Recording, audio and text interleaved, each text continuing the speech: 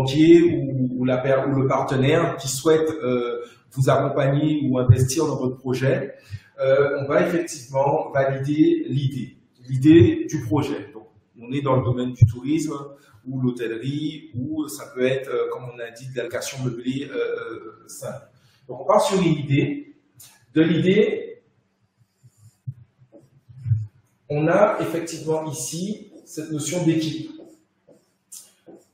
Donc, dans votre projet, on va demander ou on va vérifier si, par rapport à cette idée, les personnes qui montent le projet sont en adéquation avec cette idée, par rapport au diplôme, ou par rapport à votre expérience, par rapport au fait que si vous avez déjà fait l'acquisition d'une maison, ou si vous avez déjà mis des biens en location. Donc tout ça, ce sont des points qui sont relativement importants pour montrer au banquier ou à votre associé ou votre partenaire que vous connaissez, vous avez une maîtrise dans ce domaine.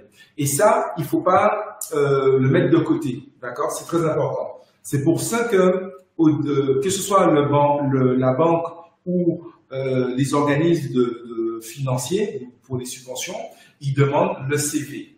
Donc, on a la même attitude, on doit avoir la même stratégie lorsque on porte un CV, une lettre de motivation pour obtenir un emploi, par exemple, où on peut modifier ou orienter son CV de façon à montrer que dans cette activité de tourisme, on aurait pu être dans le domaine de l'accueil, par exemple, mais de valoriser justement l'accueil en disant que vous avez déjà des compétences pour accueillir du monde dans une autre fonction et que vous pouvez la valoriser pour le tourisme, par exemple. Ou bien le fait que vous parlez, vous maîtrisez une langue, la langue de Shakespeare, par exemple, de pouvoir mettre cette langue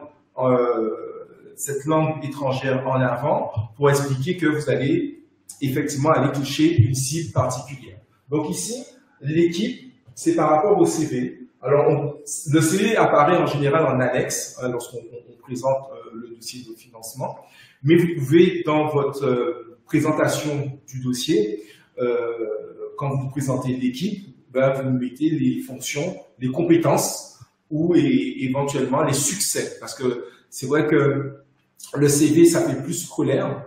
Lorsqu'on est déjà en présentation d'un dossier FEDER ou un dossier pour la banque, c'est de montrer effectivement vos réussites immédiatement. Donc c'est pour ça que le CV peut être orienté de façon très professionnelle.